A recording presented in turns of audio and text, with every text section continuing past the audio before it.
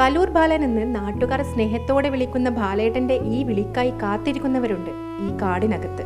ബാലേട്ടൻ ഒന്ന് നീട്ടി വിളിച്ചാൽ അവർക്കറിയാം ഭക്ഷണം എത്തിയിട്ടുണ്ടെന്ന്.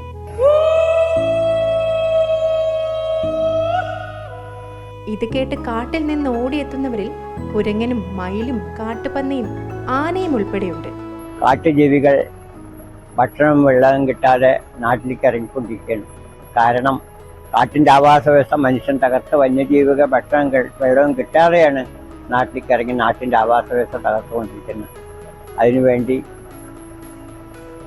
മാർക്കറ്റിൽ നിന്ന് കിട്ടുന്ന പഴവർഗ്ഗങ്ങളൊക്കെ എടുത്ത് കഴുകി വൃത്തിയാക്കി കാട്ടിലിട്ട് കൊടുക്കുകയാണ്. അത് പകൽ മയില് മറ്റ് ജീവജാലങ്ങളിൽ നിന്ന് രാത്രി പന്നിക്കൂട്ടം വന്ന് എല്ലാം കഴിച്ച് പോകുകയാണ്. കേടായി തുടങ്ങിയെങ്കിലും കഴിക്കാവുന്ന പഴങ്ങളെല്ലാം വ്യാപാരികൾ സൗജന്യമായി നൽകും. പിന്നെ തന്റെ പച്ച ജീപ്പിൽ വന്യമൃഗങ്ങൾക്കുള്ള അന്നവുമായി ബാലേട്ടൻ കാട് കയറും.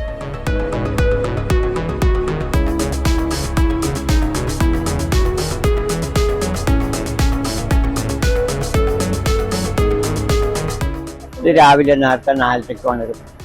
4:30 ഉണർന്ന് ഭക്ഷണവും വെള്ളവും ടാങ്കിലാക്കി വിത്തുകളും ചെടികളാക്കി രാവിലെ മുതൽ ഇറങ്ങിത്തിരിക്കും. എന്നും സേവനം സേവനമുണ്ട്.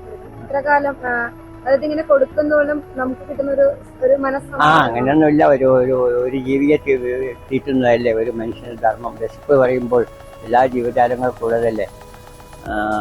അന്നദാനത്തിനുമില്ല പിന്നെ ദാനമില്ല എന്നാണ് പറയുക. അതിനുവേണ്ടി എനിക്ക് എന്ത് ചെയ്യാൻ കഴിഞ്ഞു എന്നാണ് ഞാൻ ചിന്തിക്കുന്നത്. കള്ളുകച്ചവടം നിർത്തി മരം നടാനിറങ്ങിയ ബാലൻ ഇന്ന് സ്വയം ഒരു കാടായി മാറി. വന്യജീവികൾക്കായി 500 കിലോയോളം പഴങ്ങളും വെള്ളവുമായി എത്തി അന്നമൂട്ടുന്നത് ബാലേട്ടന്റെ ദിനചര്യയാണ്. മൃഗങ്ങൾ ആക്രമിക്കുകയല്ലെന്നും മനുഷ്യരാണ് അവരുടെ ഇടങ്ങൾ കയ്യേറുന്നതെന്നുമാണ് കലൂർ ബാലൻ എന്ന പച്ച മനുഷ്യൻ പറഞ്ഞുകൊണ്ടേയിരിക്കുന്നത്.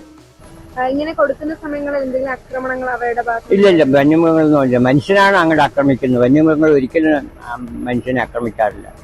ഫ്രൂട്ട്സ് മാത്രമല്ല, പച്ചക്കറികൾ മറ്റു സാധനങ്ങൾ എല്ലാം കൊടുക്കും. ചിലപ്പോൾ ഭക്ഷണമൊന്നും കിട്ടിയില്ല, അവരുടെ വീട്ടിലെ അരി ചോറ് വെച്ചിട്ടെങ്കിലും അവർ കൊടുക്കാറുണ്ട്. എന്നാലും അവരിന് പട്ടിണി കെട്ടാറില്ല.